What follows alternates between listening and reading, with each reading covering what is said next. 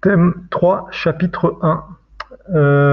TP, donc sur la mesure de la vitesse du son.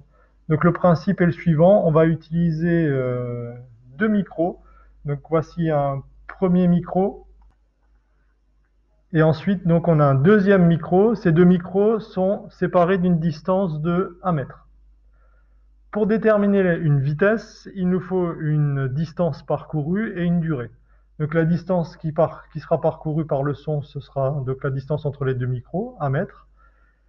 Et il nous faut mesurer la durée maintenant, qui va séparer l'arrivée du signal entre le premier micro et le deuxième. Les deux micros sont reliés, donc ici un premier micro, ici le deuxième, sont reliés à une interface donc on appelle un oscilloscope, qui lui-même va être relié à l'ordinateur et qui va nous permettre de déterminer la durée qui sépare la réception des deux signaux.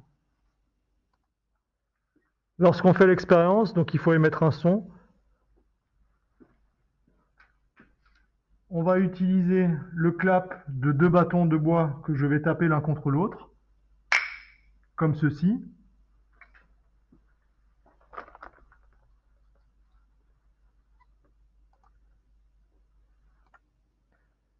Sur l'écran de l'oscilloscope, on obtient donc les deux signaux enregistrés par les deux micros.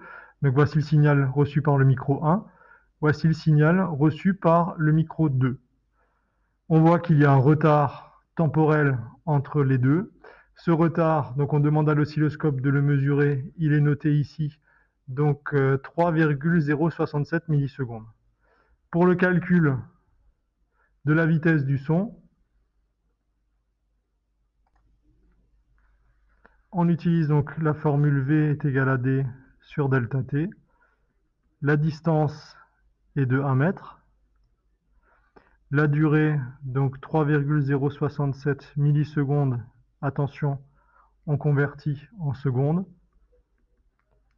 Et quand on fait le calcul, nous trouvons 326 mètres par seconde. La valeur admise aujourd'hui, donc aujourd'hui dans la salle à 19 degrés, on a une valeur théorique de 342.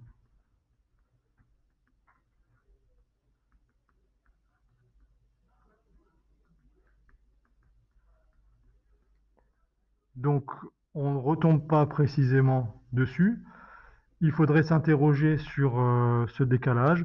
Donc erreur sur la distance qui a été mesurée, erreur sur la mesure donnée par l'oscilloscope, parce qu'elle existe aussi.